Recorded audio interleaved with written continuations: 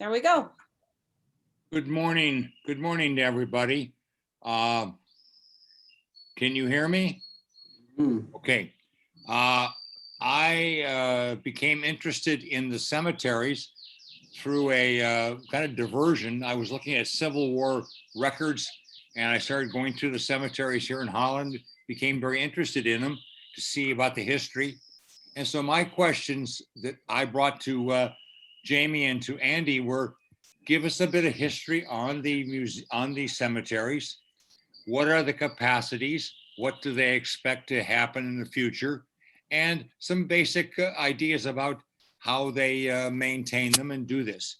Andy Kenyon is the supervisor for the Parks Department and the cemetery superintendent. Jamie Scott is assistant. I've known Jamie, as I said, earlier for many years. I've seen his work and I know how creative he is. I know that he and Andy have been working on the Oz project, which if you go by Centennial Park, you'll see. So I asked them if they would present and they agreed. So I'm going to turn this over to Andy and to Jamie and let them proceed talking about digging down on the cemeteries in Holland. Thank you. Take it away, guys. Thanks, Richard. I appreciate everybody being here today. I hope you got a good presentation for you, and you can kind of get some information that Richard has talked about versus the history and the day-to-day operations and capacities, and just a little insight to what we do. I'm going to share a PowerPoint presentation, and Andy is going to go ahead and start off here and talk about some of the history. So let me share this. Perfect. While Jamie's doing that, I will echo what he said. Thanks a lot for having us. Appreciate the help, Richard, and the invite to come and speak to HASP today. It's always a pleasure and a treat for us to be able to do that. So this is the first time we've discussed cemeteries at the HASP format, and we're pretty excited about it. So as was mentioned earlier, if anybody has questions, feel free to ask. I know when we're in person, it's easy for us to read the room and to kind of tweak what we're saying and how we're saying it and to ask questions. But with the Zoom format, it makes it a little more difficult. So please ask and feel free to do that. So Richard introduced us, and we'll get rolling. So I've been with the city for this is my 20th year and been involved in the cemetery aspect of it for about 14 years of that 20. So Jamie's been here just over a year, almost a year and a half now with the city, and runs the day-to-day operations of the cemetery. So between the two of us, I think we've got some pretty good knowledge going here. So here's just a little agenda. We did the intros. I'm going to share a little bit of the history of the cemeteries, and throughout I'll start the brief history at the beginning, and then throughout the presentations, we'll throw in some other history things as we go. We'll talk about the operation, kind of what we do, the processes and procedures, some of the rules, what do we have plans for expansion in the future, and of course, questions again. Please ask them. So the history is kind of long, and I've got a bunch of sheets with me here so I don't get the dates messed up. But the history of the cemeteries really began, particularly at Pilgrim Home, back in the mid 1840s. The north side of 16th Street, I know you're familiar with the city and where that is, but basically north of 16th Street, just east of Fairbanks Avenue, is where it all started. A log building was built, a log church was built in the 1840s, which in the future became Pillar Church. So about 10 years after that log church was built on the north side of 16th Street, became Pillar Church.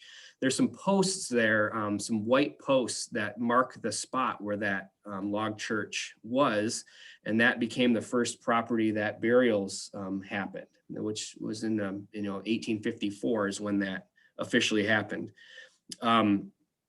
The cemetery quickly expanded across the street to the south in the late 1800s, 1877 to be exact, Fair Lawn Cemetery. So Pilgrim Home is split up into 3 sections, 1, 2, and 3, one being the original across the street to the north, 2 being where Fairlawn Cemetery is, to the east end of the cemetery, and then proceeded to go to the west, which was, if you're familiar with the fairgrounds that used to be on the west side of the cemetery, that particular area turned into Pilgrim Home number 3. And now that's where we're at now, and that's the newest section. Later on in the presentation, we'll show you maybe a map, if we have time, of where we're going to expand that into the future. Grasscups, I'll jump to Grasscup a little bit if you're familiar with that too. Grasscup Cemetery to the west end of town off of Grasscup Road and 32nd Street. The history with Grasscup is a little bit more difficult. A lot of times that history was passed down from generation to generation by word of mouth. There wasn't much written down in the middle 1800s. So the history of Grasscup was a little bit more difficult to find, but I do know that about 1849 to 1852 is when that cemetery first began and was built. It started in the township, and in the, I want to make sure I get my dates right here. Looks like it became part of the City of Holland's operations in the 1950s, actually. There was a fire. One of the sextons for the Grasscup Cemetery had held all the records for the cemetery, burials and things at his home. He'd take them home at night. He'd come to work, do this work, and bring the records home. His house burned to the ground, and those records burned up with it. Those records have since been kind of redone and revamped and reconstructed as much as possible, but there's a number of a portion of the information that is still missing. So we're not sure of that. This picture here that you're looking at is of the Civil War sculpture in Pilgrim Home, north side of 16th Street. If you get over that way, come check it out. We have a lot of genealogy folks that come out, and they go through the cemetery and try to find grave spaces. And there's a lot of really, really old and very unique headstones over on that side of the cemetery. It's a big maze. It's a big puzzle. So if you're interested in that, I suggest you come and check it out, and we'd be more than happy to help you. Jamie, go ahead. You bet. We've got the old Columbarium. Well, it's actually a new Columbarium. And this is on the south side of 16th Street. And a Columbarium, if you don't know, is a niche or a small compartment that one can place cremains in. And so way back in the day, this particular building was a chapel. Directly across the way to the west was the old cemetery office. And so the office staff would work and do their business in the old office. And when there were funerals, everything took place in this chapel, or now columbarium. It was converted into an indoor columbarium, very popular. And when you look on the inside of it, share that again. There you go. You basically have 4 blocks of niches that have glass or stone facades. You basically purchase one of these facades or the niches, and you can place cremated loved ones inside of them, and along with keepsakes and mementos, whether it's a picture or military recognition. Quite interesting way to tell a story that is very visible for anybody that visits. It's a close-up of the niches. You can see on the bottom we have stone niches. Those would usually get like a brass engraved nameplate, so you know who would be in there. The glass niches you could obviously see are clear, so you can put the keepsakes and nameplates and all the mementos inside. And you notice that we have some doubles. So we find that to be very popular with people who want to have 2 sets of cremains, whether it's brothers and sisters, or husband and wife. So very, very popular. So why are people choosing columbariums? Columbariums are getting very popular. So why are we doing this? Indoor columbariums allow families to visit loved ones in a temperature controlled environment. So you often see it with weather outside. People go inside and they're able to actually sit down and reflect and visit Not something you could do 100% of the time outside. Indoor columbariums are very private.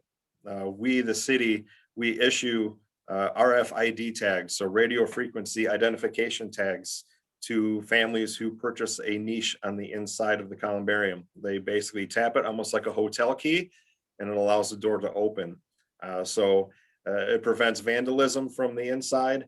It prevents anything bad that might happen, and it gives families the ability to be private when it's such a tight constraint with other cremains around. Outdoor columbariums are very popular too. We currently have 2 outdoor columbariums. They are almost at capacity. Once again, above ground, you could open them up and place the cremains inside, and it's very easy. 2 additional matching columbariums are on the schedule to be installed soon, just to keep up with that demand.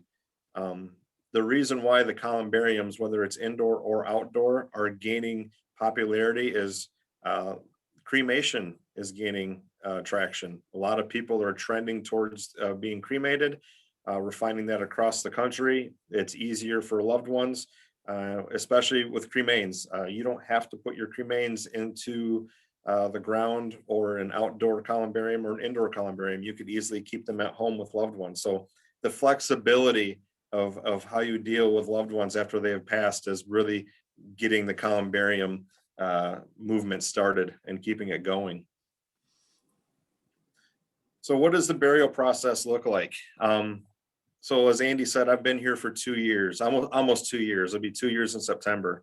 I come from a very heavy landscape background. I had no idea that when I came to the city of Holland that I would be basically running a cemetery along with all the parks within the city. And so it was very interesting for me to kind of acclimate to this whole process. And so my eyes were very wide open. It was different. And it's something that I've grown to enjoy. And so what does that process look like? I wanted to know exactly when I took over what that is. So usually it starts with the funeral home notifying our office that we need to, perform a service. So our cemetery staff, our groundskeepers, will take all that information and they'll look for the actual pre-purchased grave space or assist the family in purchasing grave spaces if that immediate need is necessary. We usually use a metal detector to find the metal pins that separate all of the different spaces. Usually spaces are in blocks of 6, 8, 10, or 15 grave spaces, and we utilize that metal detector to find where all of those places are. So we have to put people in the right spot. Never put somebody in the wrong spot. That's we got to keep that going. So It's a bad day. It's a bad day. It's a really bad day.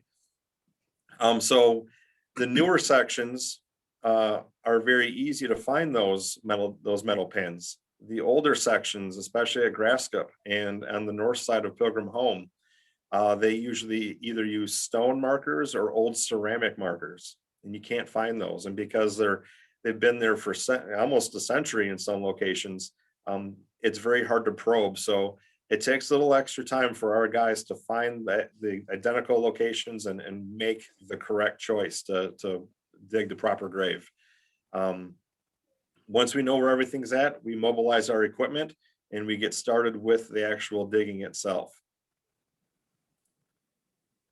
So our process is to basically move any headstones that are going to be in the way and get the backhoe set up in the appropriate location. We place the concrete vault next to the grave. By Michigan law, all burials that are to receive a casket will require a concrete vault. There are different styles of concrete vault. There's basic ones. There's vaults that have 50-year warranties for water intrusion. There's vaults that have stainless steel liners. It's quite amazing to see the differences in the vaults that come through our cemetery. We place boards all around the proposed grave space and around the loader to prevent damage, and the tarp is to prevent soil spillage when we dig. Question for you, Jamie. Yes. Well, you'll get to this too, but the old adage is, 6 feet under, right? So back in the late 1800s, I know they dug by hand and they would go 6 feet under. Do we do that now? We don't dig it by hand. We actually talked to a gentleman in the cemetery at a funeral service 2 days ago, and he remembered when the sexton actually dug everything by hand. And it was one person, and he dug everything, and it was quite a story to hear.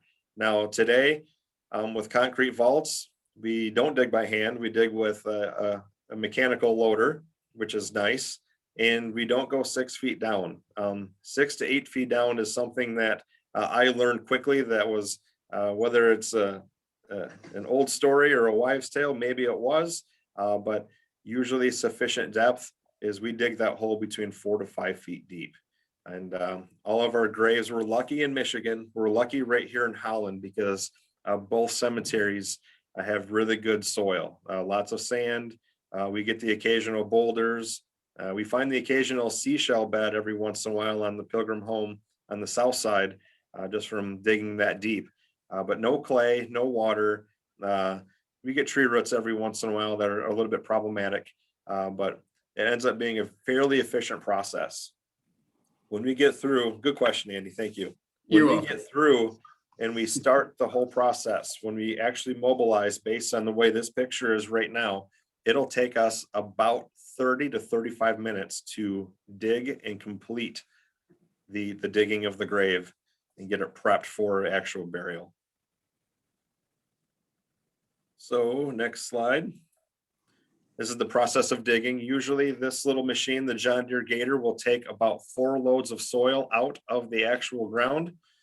You could easily see that the backhoe does a really good job of keeping all the sides nice and neat and clean. Every once in a while, we have some cave-ins that may create an additional load in the John Deere dump truck. But for the most part, it's usually 4 loads and things go quite smoothly.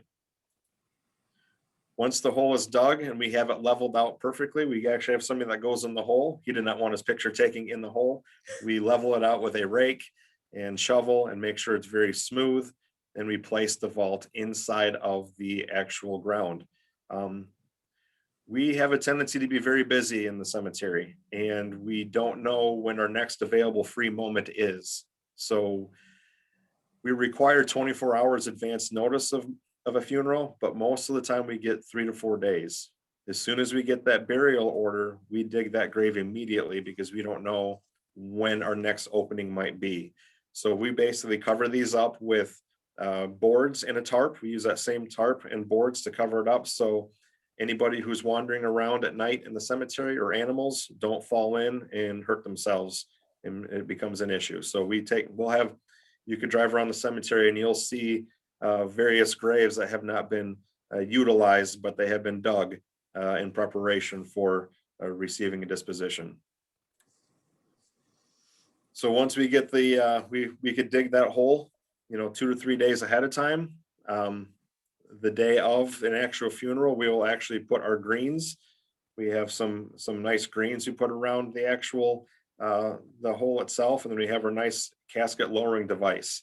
The city itself owns 3 of these devices, and we bring them back and forth to Grasscup to Pilgrim Home, and we set them up for every funeral.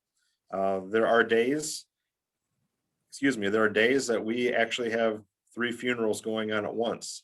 And so we utilize every single one of these devices to ensure a proper burial and a respectful burial. Once the burial is complete, by Michigan law, that vault has to be covered. So we will lower the casket into the ground, and the family in the wintertime usually skedaddles back to church for a luncheon. In the summertime, they like to hang out and talk and socialize, and that is 100% fine. But the funeral director cannot leave by law until he witnesses the concrete lid being placed onto the top of the vault. And that signifies the completion of that funeral. Once that lid is on, we could do the finishing procedures of filling the hole. Some families don't want to see any of that. They don't even want to see the casket go down. We do have some families that actually want to shovel the dirt in and finish it start to finish. And so as a cemetery staff, not only do we have to perform this work and be as proper and respectful as possible, we also have to be as accommodating as possible to respect the wishes of the family. And our staff does a really good job of that. Really proud of them. Excellent work. So burial process facts. The City of Holland and cemeteries are unique in that our staff maintains and performs the burial services for families. The majority of the cemeteries in Ottawa and Kent County subcontract the digging and disposition services. The company that delivers us our vaults, it's a local company in Grand Rapids. They make all of the concrete vaults, and they also have a crew that does burial services. So many of the cemeteries in the area, so East Saugatuck Cemetery, for example, they don't have a staff there that does this service. The actual funeral company, the funeral directors will contract out Wilbert Vault, and they will send a crew to do exactly what I just showed you that we do in-house. One of the very few people in the area that does that. And because of that, because we are in our own cemetery and we maintain it, we take great pride in everything that we do, and it shows. I can't say it enough, but my guys are phenomenal at what they do, and they take great pride in what they do. Concrete vaults, as you know already, that they're required by Michigan law, and the cemetery staff can perform up to 3 full body burials per day. And last year, when things got a little bit crazy and busy in November and December, we did up to 5. And that's when we had 3 full bodies and 2 cremains that all had family members with that. So it was a quite busy day in the cemeteries, but we stepped up to the challenge and did a great job. Interesting, call it a fun fact, if you will, when you talk about our cemetery and we have our own crew that could do usually 3 per day of full bodies of dispositions. The company that gets subcontracted out, Wilbert, it was a particular Friday when things were a little crazy around December, and they performed 21 burials in one day. So they had to hopscotch their crews around West Michigan to set up and dig and do all of that. So it was quite busy, and it's quite the process. Jamie, you guys dig during the winter time too. I know you mentioned that, but Yep. I know you, Yep. and I think maybe you have a slide on that. So maybe you'll get to that, but I do. Really quick though, too. Does anybody have a guess of how many dead people are in the City of Holland cemeteries? Nobody's going to get it right. Nobody's going to get it right. They're all dead. cemetery joke. Dry cemetery humor. All You would right. hear a lot more laughter if everybody was unmuted. I know. So here's some simple cemetery numbers. We did 262 burials in 2020.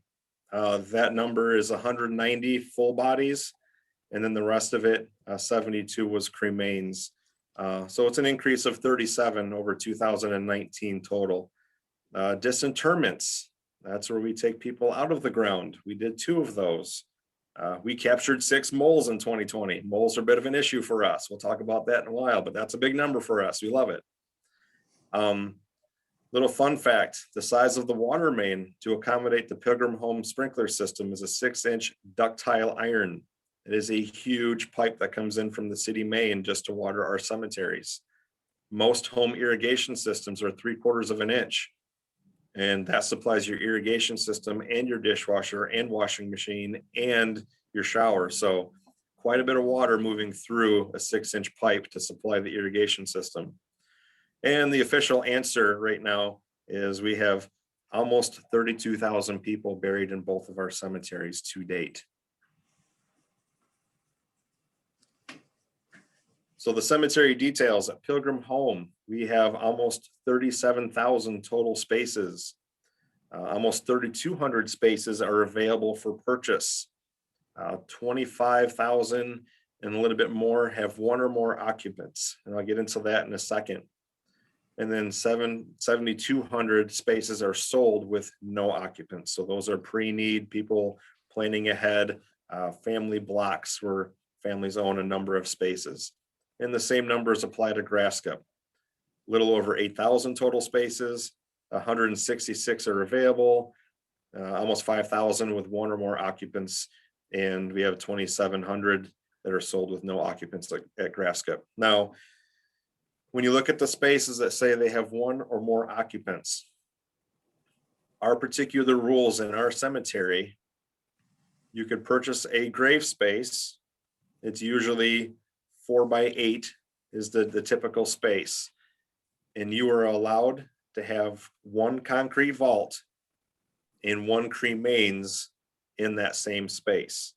So you have the ability to just have just one vault and call it good, or if you want to have a loved one that wanted to be cremated and placed next to the vault, that could happen.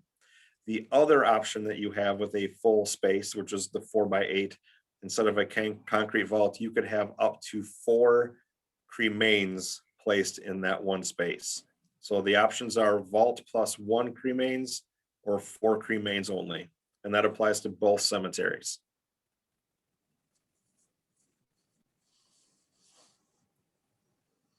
So we perform more than burials. Often we are required to perform a disinterment. A little more tricky to remove a vault and open up a grave than it is to dig it. It takes a little more time because a little more detail has to be taken care of. So why do we do disinterments? Now, loved ones are often moved to other cemeteries to be next to other family members. We disinterred an infant that was that passed in 1956 last year. And we disinterred the infant to basically be taken to Detroit, where her mom had finally passed. And so they're going to basically put the two together. So we find that quite often. There's legal issues. Sometimes there's a legality issue. So we have to basically take out the vault and the casket together. Crime investigations, we're aware that happens every once in a while, where somebody is basically disinterred to be researched and do a little more studying on. The licensed funeral director, I mentioned that they are responsible to witness the lid of the vault to be placed on top of the vault itself to finalize. When we disinter, they are required to attend all of them. The entire vault and casket is removed from the ground. We do not reverse the process. All we do is we dig around the vault and we attach cables, and the entire concrete box comes out. We never see the casket. It gets loaded onto a vehicle and then it is opened at another location. We do have to mark the vaults when they come out of the ground because our particular cemetery, most, if not all, 95% of our occupants are placed with their feet facing to the east. That is a religious value and belief, and we basically place all the feet to the east. So when the sun rises, they say when Jesus comes back and the sun rises, everybody will be facing him. And so we want to make sure that when we remove a vault, we need to mark them accordingly so that their feet can be placed back to the east and they're not placed back into the ground backwards at another location. So little details like that are very important to the family. Cemetery maintenance. Cemetery staff is not only responsible for performing burials, we also are the primary caretakers of all cemetery grounds. Grasscup has 1 full-time groundskeeper, and Pilgrim Home has 2 to 3 full-time groundskeepers who perform the burials, and then we have 2 to 4 summer help staff and they help with the upkeep. With both cemeteries, there are approximately 35 acres of grass that need to be mowed and trimmed. The city maintains a fleet of 5 zero-turn mowers for cemetery use only. Nobody else gets to use those mowers because we are on them all the time. And we have a wide variety of hand tools like weed whips and stick edgers to maintain all the grass around sidewalks and headstones. You can see, Jamie, just real quick, I'll just add, you mentioned it earlier, how nimble and how awesome the staff is that takes care of it, and I'll echo that. And one of the things you'll see from a lot of what's on this slide now and what we do in the parks side of operations too is the staff really takes care of the grounds like it is a park. As we do want to have a certain level of respect and want to make it a place that people want to be at. And we encourage people to come visit and walk in the cemetery. We get a ton of walkers that come into the cemetery. And if you've never really walked around the cemetery, I encourage you to do so. And it's a great place to do that and contemplate life and just listen to the birds and look at the trees. We're very fortunate in the city to have really cemeteries that have a lot of unique things in them. Much of the cemeteries around the area and that we visited are big, just open spaces with no trees and not a lot of landscaping, but having that background with landscaping and having that desire to have lots of different trees and a diverse forest, it makes it a really beautiful place to be. And the staff, I can't say enough how awesome they are and how much they take care of it and they care for it and they want people to enjoy it. So I'll throw that in there. Absolutely. I talk a little bit about that in a second, and it just really is. I've never seen a more dedicated crew that could get something as daunting as mowing and just all the upkeep that's required in the cemetery, but yet still have the respect and just the proper body language when it comes time to do a funeral. And it's just amazing. Funerals aren't easy sometimes. And it's hard on some funerals are hard for our guys, and they do a great job. I'm going to say something really awkward, and hopefully some of you agree with me, but I've learned that some funerals are absolutely fun. It is amazing. I've been able to witness, I help with almost every funeral.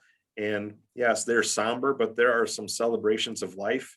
And it is an absolute pleasure to be part of that and witness how lives of the deceased are celebrated in such a way that I've never seen before. So it's absolutely a blast to be at some funerals. And that sounds very awkward, but it's the truth. It is really interesting.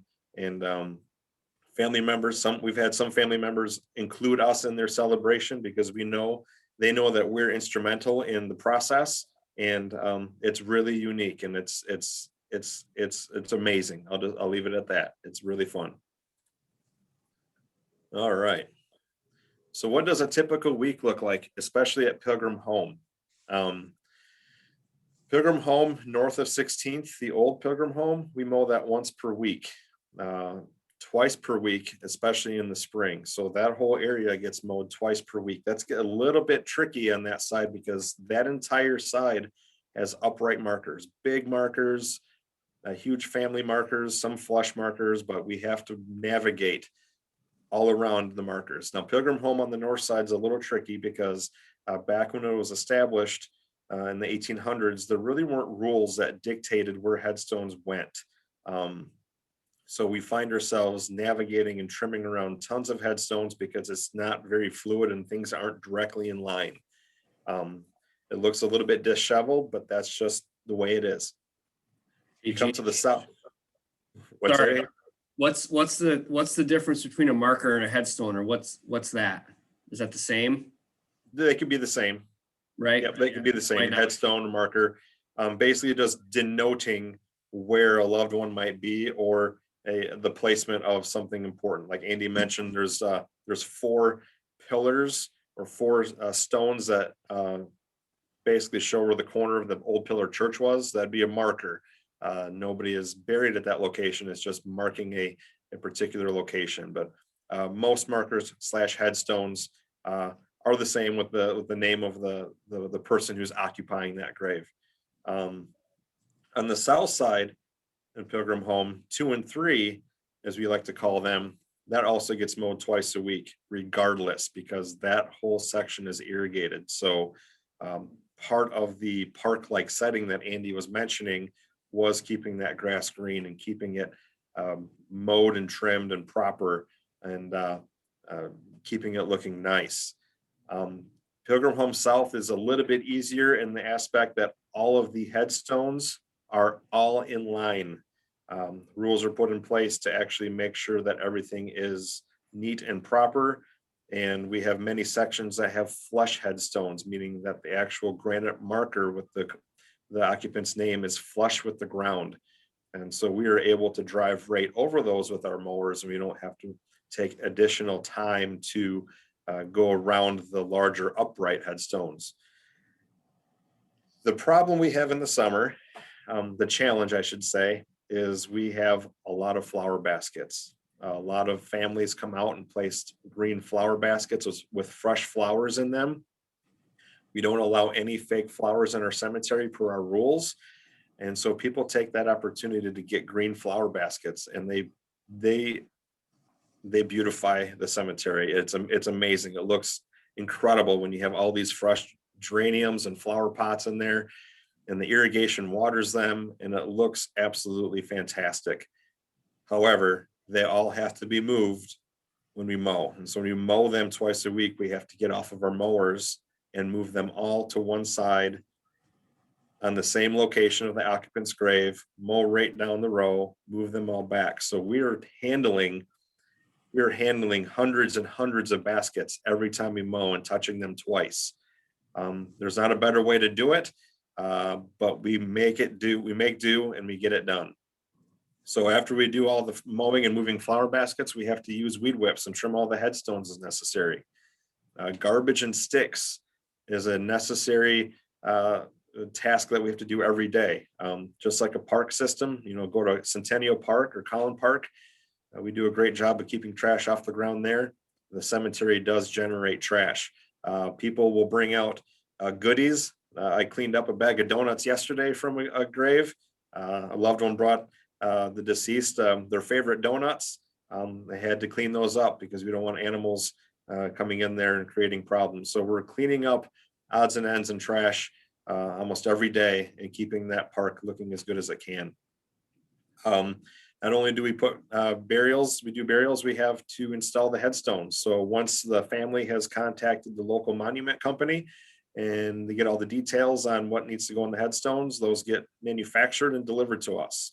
That is quite important. A lot of people, they feel as though when they put somebody in the ground for a burial, that there's not closure until they actually see a headstone installed on the actual grave space. So we have to be very astute and very aware of when we get new headstones, because we have family members eagerly awaiting to see those installed. So they do have that final sense of closure for that family member.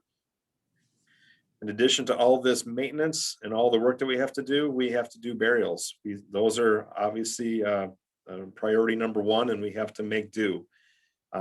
We put in approximately 160 to 200 labor hours each week to mow at Pilgrim Home. This excludes weed whipping, edging, and landscape maintenance. We have had weeks where we will only do maybe 1 or 2 burials in Pilgrim Home Cemetery. Those are light weeks. Those are weeks that are easy and we can get all of our work done. There are weeks when we can do 12 to 15 burials, 2 to 3 a day. And when you take those 2 to 3 individuals away from the maintenance and the mowing and all of the upkeep, that's where things get a little crazy. And the dedication of the crew really shines because they get it done. They make it happen. You guys ever do burials, Jamie, on the weekends? We do. So we will do burials Monday through Sunday, so 7 days a week. Basically Saturdays and Sundays, I have a little bit higher fee associated with that burial to cover overtime costs. And regardless of those fees, if the family is willing to pay those fees because it's more convenient for family members from coming out of town, then we are here.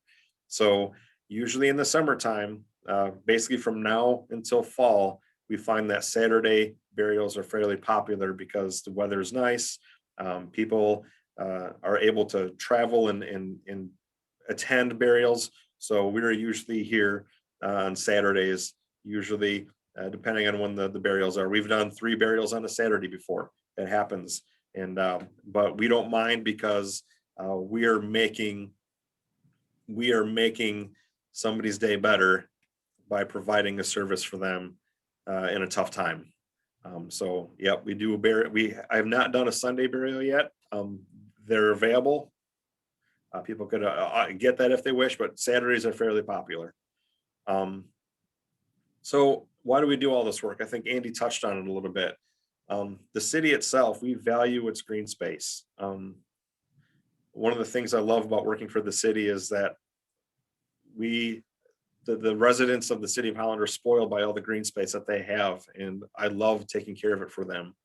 And I think that the cemeteries are just an extension of that. Like Andy said, come visit and walk around. We have a lot of people that jog, people that walk with their kids in strollers, families that visit their loved ones. They feel like they're at peace here because it's a tranquil setting. It's a beautiful setting. It's very unique. Like Andy said, I've been to other cemeteries. I've walked in other cemeteries with my wife, and there's just nothing that compares to what things are like at Pilgrim Home in Grafskip. It's very unique, and it's a blessing to have that within the city. Burial plot fees include perpetual care funds. So when somebody purchases a space in the cemetery, portion of that money goes to a fund that ensures future maintenance. And we'll talk a little bit about that later. I don't know how many of you here have heard of American in Bloom. American in Bloom is a contest that Holland takes place in. We started it about 10 or 11 years ago. And we have judges come and visit our city, and they basically look at the horticultural impact and the preservation of heritage in our city, and recycling and everything that kind of basically makes Holland great. And we have scored very highly in every entry we've actually been in. So every contest that we've been in. And one of the things that our American in Bloom judges, they come from all over the nation, and we usually have different judges every year. They always remark that our cemetery grounds are some of the most beautiful they've ever seen in the entire nation. And that just doesn't get recognized. And I tell this to our staff, and that just, it thrills them. They love to hear that. Most people don't say, hey, you've got the best looking cemetery in this side of the Mississippi River. They don't hear that very often. And so when they hear stuff like that, they hear that information, that really kind of gets them going and keeps them on track. They take what they do very seriously, and they strive really hard to maintain that high level of upkeep. It's amazing to see what our guys do.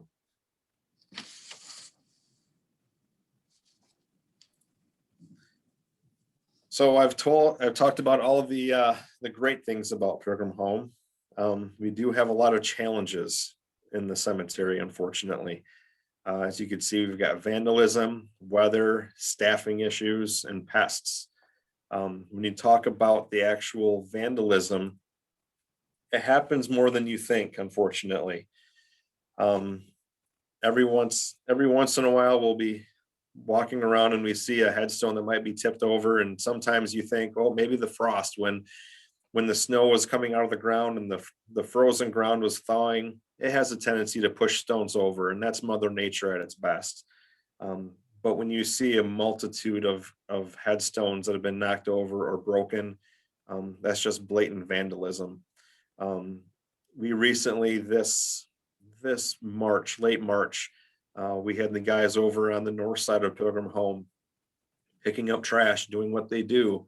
And they noticed that one of the headstones was knocked over, and they went to go look at it. And on their way to look at it, they noticed 2 more, then 3 more. And they noticed it looked like a tornado had happened right through the cemetery. There was a clear, distinct line of where it started and where it ended.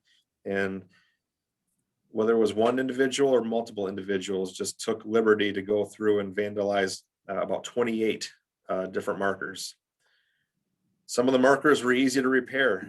They're granite markers, and they just get knocked over, and you just have to pick them back up and place them back in the ground and make sure they're level. Other markers, like you can see, there's one on the top right.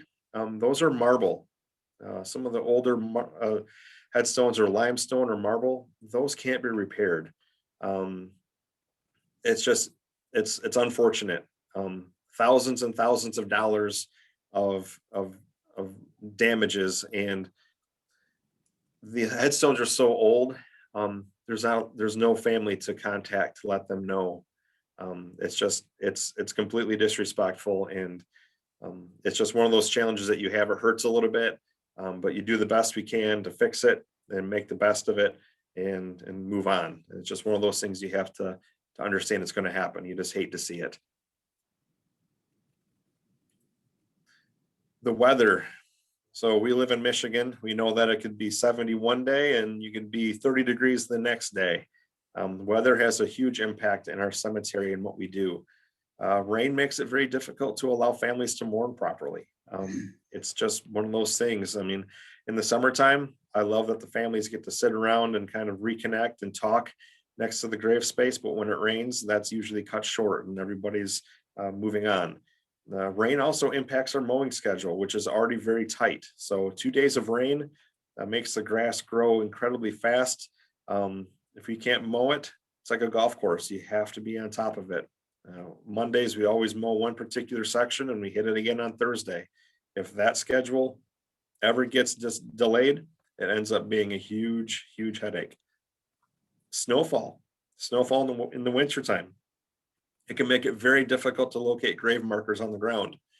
So we do have the metal markers, but you still have to dig through the snow to find them.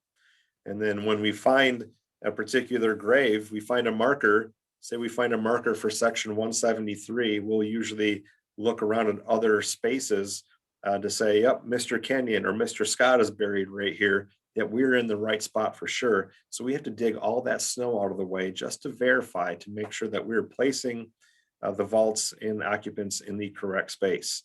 And without a metal probe and a metal detector, finding a 3-inch wide ceramic marker under 2 feet of snow in frozen ground is quite difficult. So it takes us a little bit longer. That 30 to 35 minute burial process, or digging process, I should say, goes much, much longer. And plus it's cold outside. Nobody likes to be outside when it's 10 degrees outside. During the winter burial services, unfortunately, people still pass away in the wintertime. And so we need to do the services year round, 365 days a year. So we'll usually clear about 300 to 500 square feet of space right down to the bare grass. So the pallbearers can move the casket onto the device and family could gather around and mourn properly. So that's additional work that we have to take care of in the wintertime.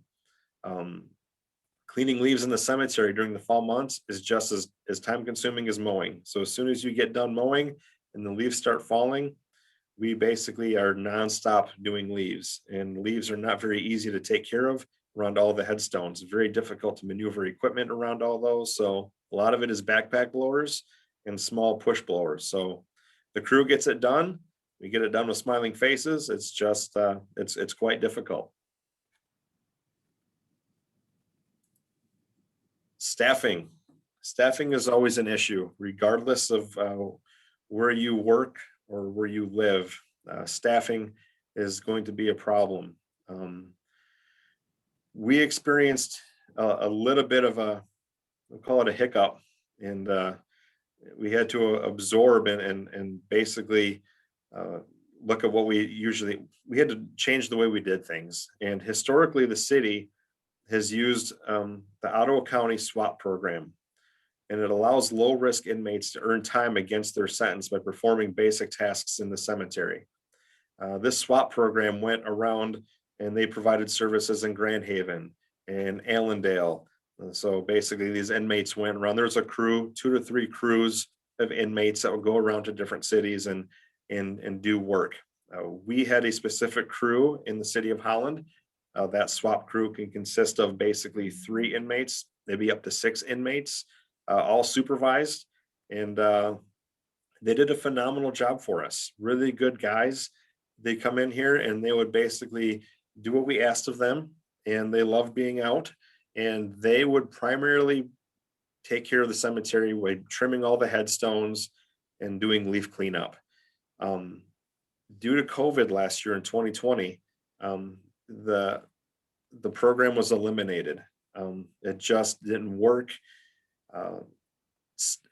The census rates inside of the jails were quite low because people weren't being taken in on misdemeanors, only felonies.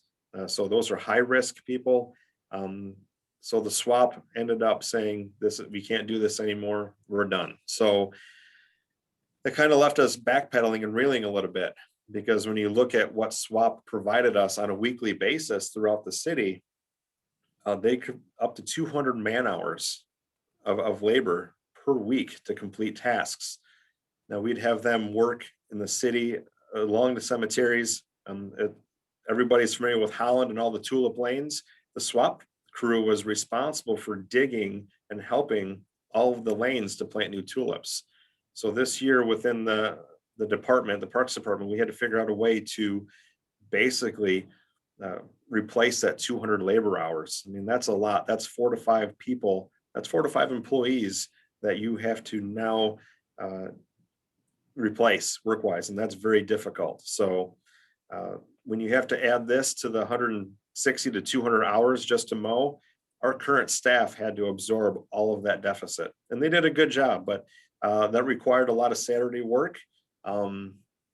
People being on a weed whip, you try to hire new employees and tell them that they're going to be behind a weed whip for 8 hours a day for 5 days a week. They don't last long. I wouldn't last long. I would not appreciate that at all. So we have to get creative with how we actually delegate our work and get things done. And we're doing a pretty good job of it. We're not there yet, but we're doing a good job of it.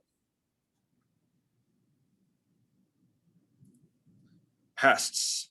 So I made a little mention earlier about moles. The cemetery, especially Pilgrim Home and a few at Graf Skip, we have an issue with the moles in the irrigated areas. The primary food source for moles is earthworms, which there are plenty and plenty of earthworms. A little fact, when the city cleans up the leaves in its cemetery and we clean up all of our parks, all of that debris comes back to the cemetery. There's a little section of the cemetery where we compost. We compost all of our debris, and it's usually a 2 to 3 year cycle, and we create our own topsoil / compost. Very, very rich soil, very good soil to grow grass or plants. When we backfill a grave, when a grave is completed, when the lid is on, we backfill it with this nice compost. Earthworms love the compost because there's lots of food in there.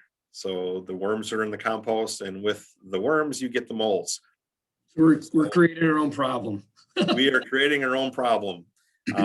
So we try trapping on a regular basis. We get them every once in a while, but as you know, if anybody has had moles at their own house, there's only 2 things you could do: is you either trap them or you get a for sale sign and you move. Unfortunately, the cemetery cannot move, so we have to trap them. We have to do our best to get rid of them.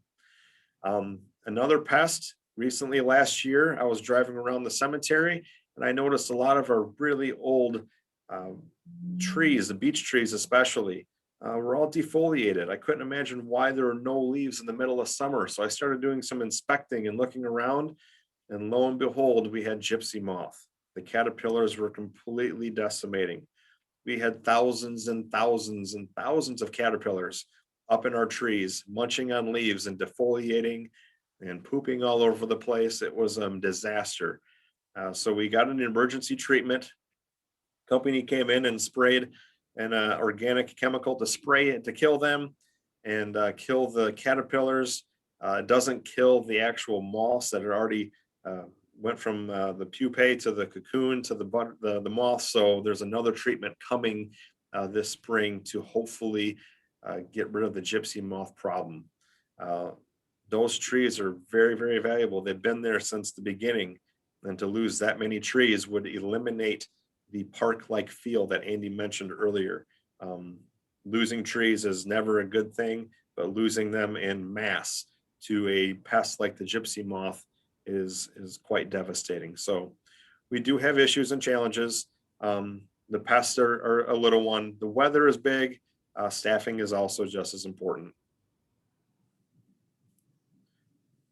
Cemetery baskets and wreath stands. So this is the green pots that I was telling you about earlier. We only allow these green pots in our cemeteries. If they don't have a green pot, we will remove them from the grave space and place them by our building for a pickup by families. One of the primary reasons why we don't allow anything other than this green pot is, if you can see on the very top of the pot above the red geraniums, there's a green handle that goes from side to side. That makes it very easy for our mowing crews to get off of their mowers and pick up the pot and put it to a new location while they mow through. That saves them from bending down and picking up individual pots. They can pick up 2 pots at a time and makes things much, much easier. We only allow fresh flowers in our cemetery. Silk flowers, fake flowers, we don't allow that. Now, we are human, and we find that people leave flowers. They go to the store and buy a bouquet of flowers and they'll put them on a headstone, or they buy balloons for a birthday, or there's teddy bears next to children. We're human, and we will usually denote that in our heads that these have been here, and we'll usually give it a week. We'll usually let those fresh flowers or those decorations that celebrate a birthday or a death date, we'll usually leave those for a week. After a week, they start to, the fresh flowers, because they're not in soil, they get a little ugly. They don't look fresh. They're in plastic. And so we'll pick those up and we'll place them on the side of our building for loved ones to come get. If they don't get taken care of, if they don't get picked up, then we end up recycling many of the things that we have here. In the wintertime, we do allow holiday wreaths. So it's one of the few occasions where we allow something that's artificial. And so we will allow either a fresh Christmas wreath or a artificial Christmas wreath, or anything that would signify how that loved one celebrated the holidays. So we allow that to happen in the winter months. And it's quite amazing. The cemetery is quite bare right now. And so if you were to come back in the middle of summer and look through the cemetery and how it looks different from today, hundreds, I'm telling you, hundreds and hundreds of green pots that are filled with fresh flowers. It's a sight to see.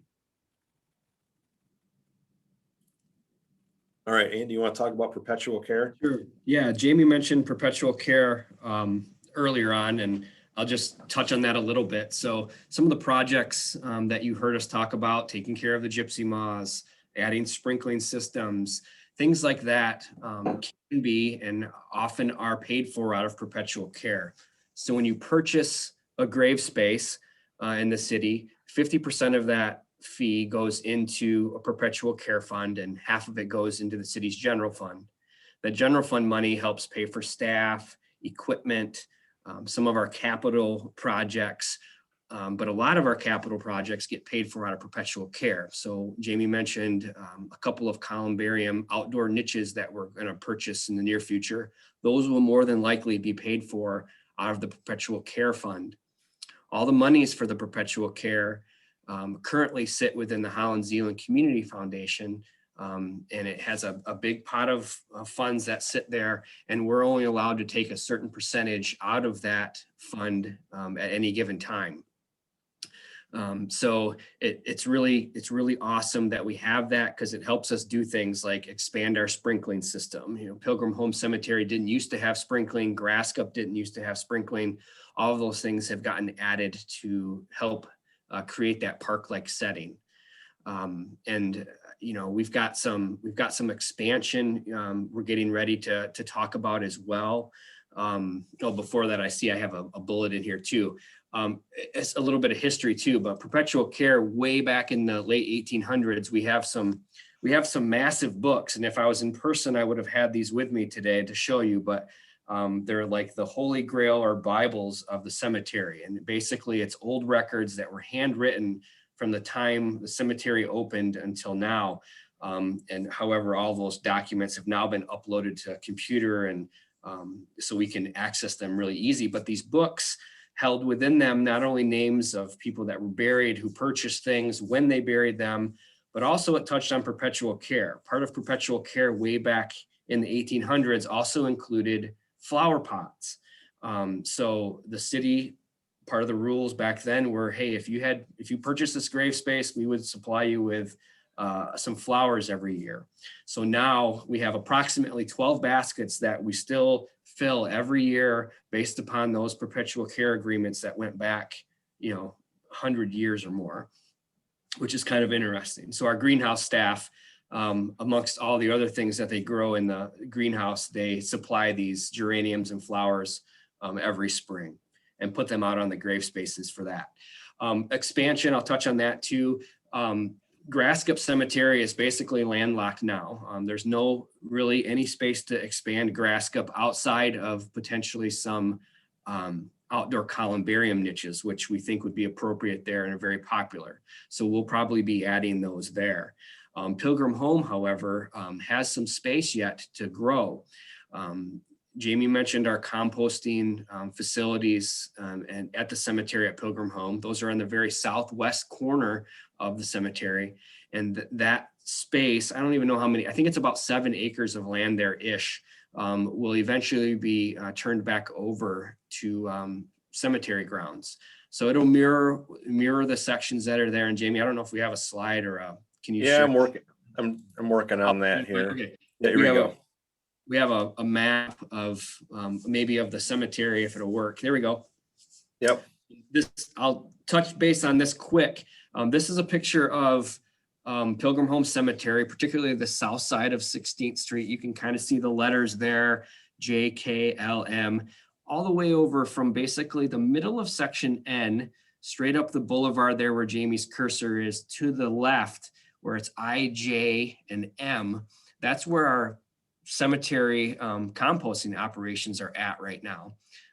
Those spaces will eventually be, that land will be turned over to spaces for future expansion. And you can see that it mirrors the sections K and L to the right-hand side of his cursor there.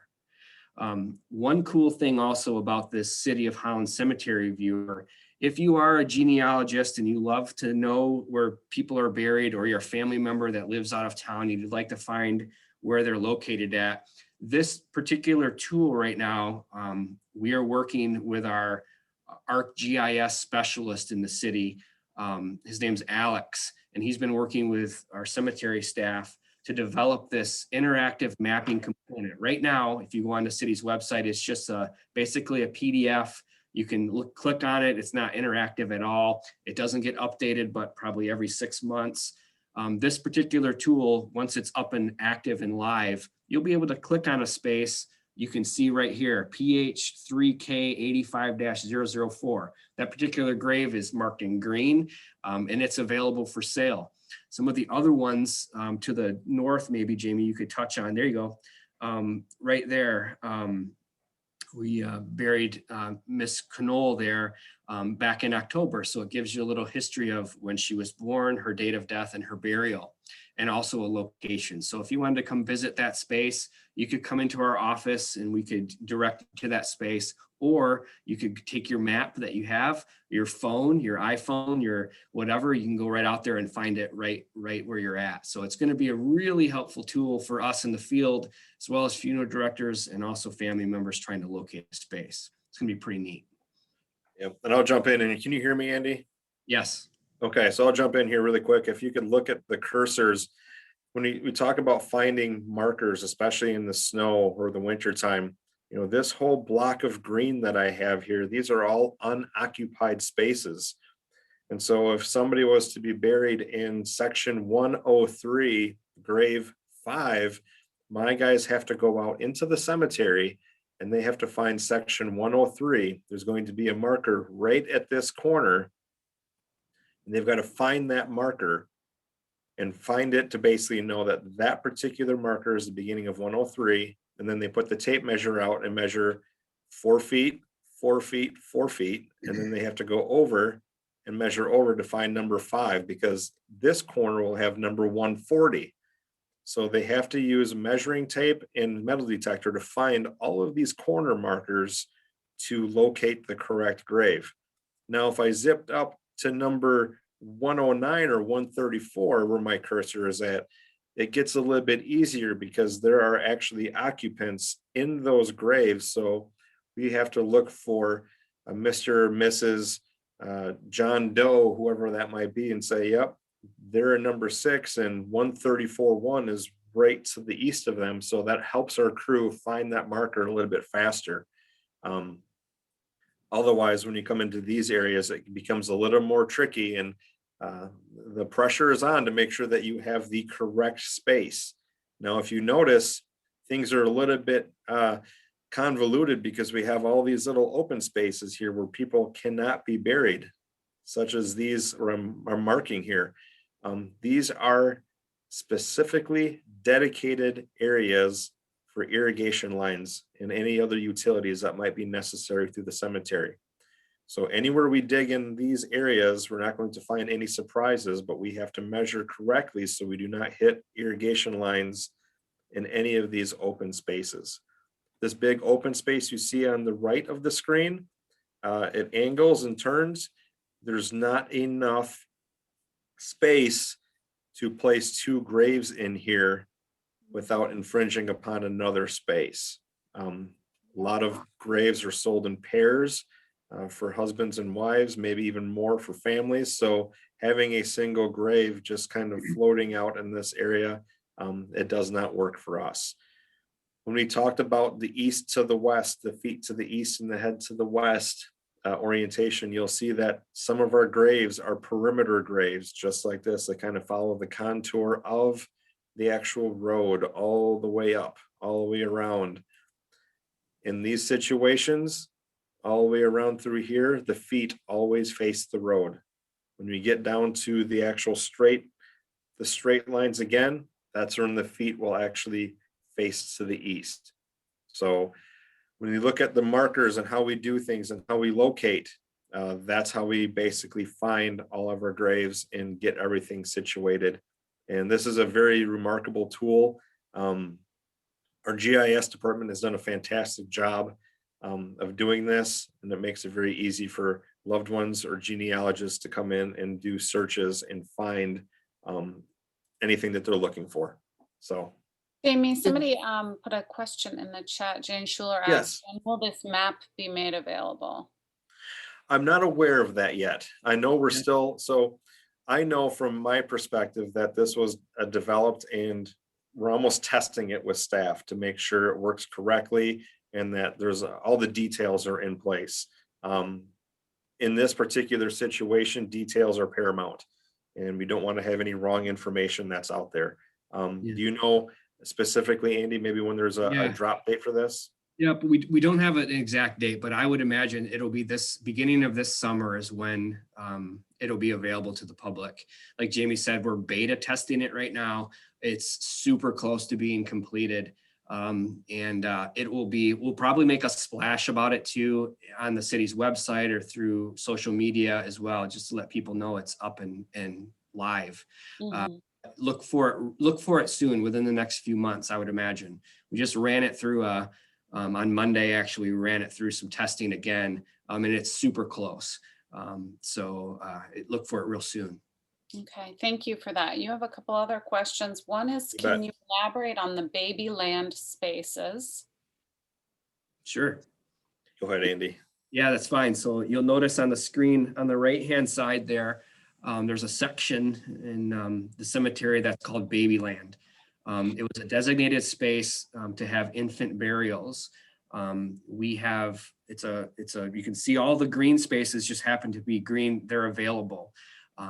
And when somebody comes in and has to bury an infant or a baby, typically this is where they go, unless the family has a family spot that they've picked out, but majority of them pick this location. And we basically, inter people from one end to the other. So we go the next available space all the way through.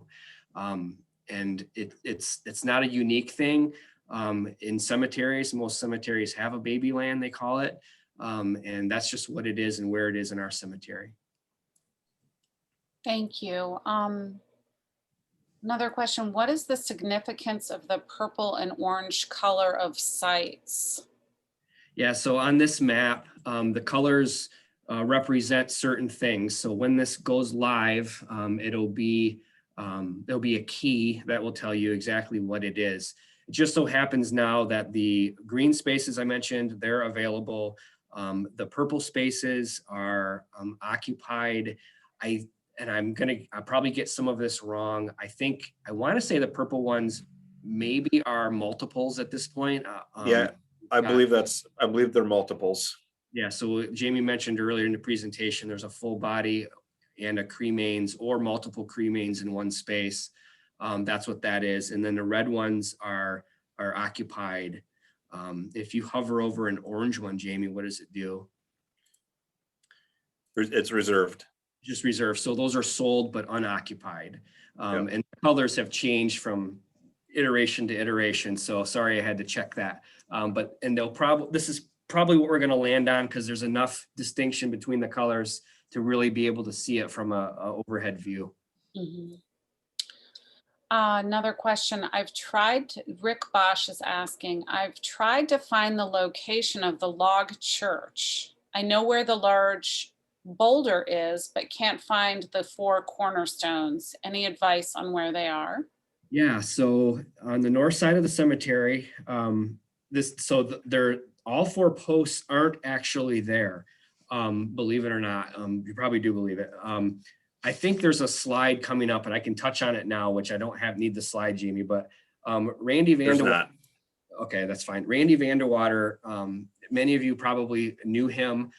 He was an awesome guy and a real historian. In particular, he had a fascination with the cemeteries. His father was a sexton, and I'll get to the point about the pioneer cabin in a second. He was a historian and his father was a sexton in the cemetery for 28 years. He did many tours of the cemetery, history of the cemetery, and there's a YouTube video out there. If I don't have a link to it here, but if you Google Randy Vandewater, Pilgrim Home Cemetery, about a 6 or 7 minute video will pop up that the Sentinel did about 11 years ago. And he talks about that log cabin, about where it is. So if you know where that stone is with the bronze plaque of the log cabin, it is to the east of there. And there are a couple of, we think there are 2 marble pillars that are uprights that don't have anything on them, but just like a little pillar. It looks like a little baby Washington monument in the cemetery, about 3 feet tall. And those denote a couple of the corners of the log cabin. So it's in that area where that log cabin is. So, and if you come out and check it out, we can show you. Sorry. No, I apologize. Could you repeat that YouTube video? I'm seeing if I can pull up the link. Yeah, Randy Vandewater. If you Google Randy Vandewater, Pilgrim Home Cemetery, the Sentinel did an article or a little video of him. We were going to put it in the presentation today, but the quality wasn't great of the video, and the noise was hard to hear. So if it's just a little blip about some of that history, in particular the log cabin. Okay. Mm-hmm. I think that's it. Actually, there are a couple more that are coming into the chat. And also feel free to unmute yourselves. Can a family sell purchased plots unoccupied back to you if they move to another state and won't be using them after all? Yeah, so the city does not repurchase spaces. We get that question pretty regularly. However, a lot of local funeral homes will facilitate that for you. If you have spaces that you don't want to use or are excess, or you do move, contact one of the local funeral homes or even your church. If you belong to a church, a lot of times they'll have posts or posters or boards that you could post that on. There is a transfer fee that's involved in that from one family to another, but it is possible. So, but do that through a funeral home or a church. Okay, and then another question, and then I'll let you move on because I know you have some other material to cover. Are the hemlocks at Grasscup being treated for diseases? At Grasscup, currently, not to my knowledge. Jamie, go ahead. No, so those have been inspected. There's not a lot that affects hemlock. They're pretty hardy Michigan tree. There's not a lot that basically affects them from Michigan. However, there is a pest called the woolly adelgid that is making its way, made its way from the East Coast, and it's just kind of spreading across the Midwest, and it's killing a lot of our hemlocks in West Michigan, especially Ottawa County too. So there have been groups that actually go out and check hemlocks on public property, and we rely on private property owners to check their own trees. The tree service that took care of our gypsy moth problems, they're very involved in the woolly adelgid treatment as well. That would be Bartlett Tree Services. Very, very in-depth attitude that they take, their stance. But I have not seen any, and I've looked, and thankfully, nothing. We also have some hemlocks over in Van Rolte Park too, in the woods along the hiking trail. So a lot of historic hemlocks in that area too. Those are pest free at the moment, thank goodness. And when you catch it early, it's very treatable, and the tree has a very good survival rate. See, do we got a couple more slides, Jamie, or is that? I have one more slide with my contact info, but I wanted to kind of go back, especially on the on the north side. You talked earlier about the sexton bringing home his records and having a fire. On the north side of the cemetery, you see this pioneer plot. It's a good chunk of land within the cemetery, and we don't have any graves within that. But if you were actually zoom in or actually take a walk, you'll find that there are some headstones, and I had to fix 2 headstones in this vicinity that were vandalized recently. They were all wood headstones, and this is an area that we know nothing about. All those records that burned in the sexton's home had a lot of this information in it, and it was lost. So we do not have any information onto who is buried here, where they are buried, and any other spaces that we could possibly utilize. And so with that said, this is sacred ground. We can't touch this. And we need to make sure that we're very respectful of that. And we just recognize it for what it is, the pioneer plot. Hey, Jamie, can I tell a quick story? You can. All right. So I mentioned Randy Vandewater. Randy and I talked frequently about the cemetery, and one of my favorite stories that he would tell about this pioneer plot to me was, and people may know this story. Sorry, but if not, there's a woman, Mrs. Adair, who has one of those wooden headstones in that particular area. The headstone actually just says, "My strong right arm lost August 10, 1884," and with her name. And apparently the story goes, she was manipulating her husband's shotgun, moving a shotgun from one place to the other, cleaning the room. The shotgun accidentally went off. It shot her arm off. They buried her arm in the cemetery, just her arm. She's not buried there, just her arm. After that, she was a seamstress, and she couldn't do her seamstress work anymore. So her husband left her after she lost her arm. So Randy told me that story a few times, and it was just really, really kind of unique, and just one of those, it's just one little story from the cemetery. And that is there. You can still see that today. If you want to come out and take a look at it, we can show you where that is. But that's just a unique little story that he told me. So Thank you. Sorry. There are a couple additional comments, since you said that you have only one more slide. Rick Bosch indicated that the Holland Museum has a virtual tour of the cemetery on its website. Mm-hmm. And you're both nodding your heads. So yeah, that's a spot too. A question: are all cremains located only in the Columbarium? No. No. In fact, we bury a lot of cremains in the ground. And if, Holland, and Jamie mentioned this a little bit earlier, but Holland's a relatively conservative community when it comes to burial processes. Cremains is starting to catch on, and it's starting to gain traction. So people are burying cremains within the ground. You can bury them right in the vault, the container that They give you from the crematory or the funeral home, and you can fit up to 4 cremains actually in one space. So if you were being frugal and you wanted to, everybody in your family or loved ones or whatever wanted to be cremated, you could fit up to 4 in one space. I'm going to add a little something to that with cremains, which is quite interesting. Sorry. Just until recently, we did not have an easy way to find cremains when they're in the ground. So if you're a owner of a plot that wanted to have 4 cremains in the ground, very rare that you put 4 in at once. And so when it's time to dig a new hole to put another set of cremains into one of these areas, you almost have to locate the additional sets of cremains in that grave space.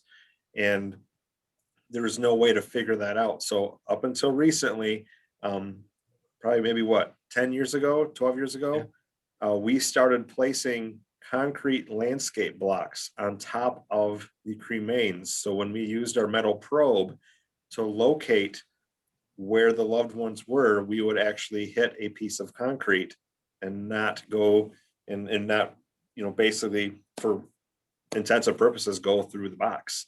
And so it's very, things have changed for the better, because when somebody was cremated in the 1980s, there's no guarantee that you're going to find them. And so you have to dig very carefully and very respectfully when you're putting another set of cremains into the ground. So a lot of there was maybe additional challenge of dealing with some of the older graves. So good question about the cremains. Priscilla Brink is asking, what happens to the homeless people and burials? Good question.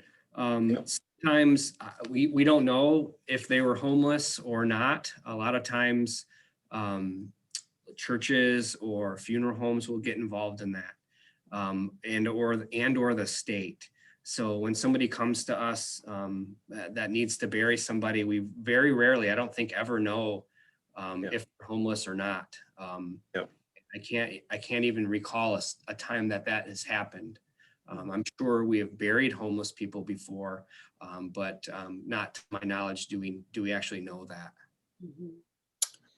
Marilyn Schmidt is asking, how many cremain spaces are currently available and what is the timeline for building a new columbarium? Let's see, Jamie had that. You had that on your, I'm looking for a piece of paper, but I think you had that on a slide. So the outdoor columbarium is fairly full. Those 2 units are much smaller than what the indoor columbarium is. There's plenty of spaces on the indoor columbarium available. With the popularity of the outdoor, that's where we're looking at installing the new one. We're hoping to have that installed by maybe the end of this year, beginning of next year, and go through that whole process and get it done. And so we're anticipating that to hopefully be completed in that time. Okay.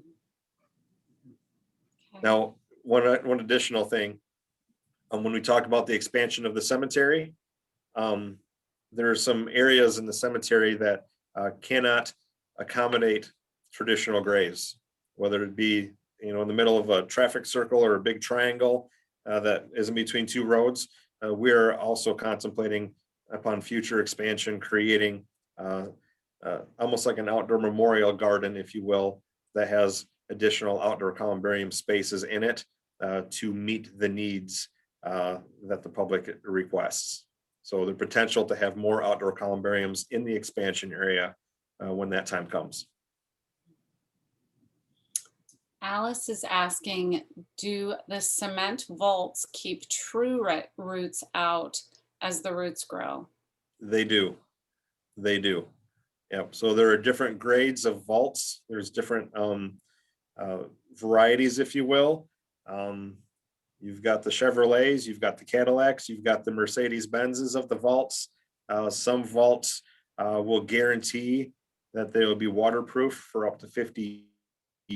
The concrete vaults, no guarantee, but they prevent soil and cave-ins and tree roots and pests. So the great thing about the vaults and the waterproof seal is we don't have a high water table. We don't have a lot of clay. We don't have any issues. So very, very rarely are we going to have any issues with moisture or tree roots or anything penetrating that concrete vault.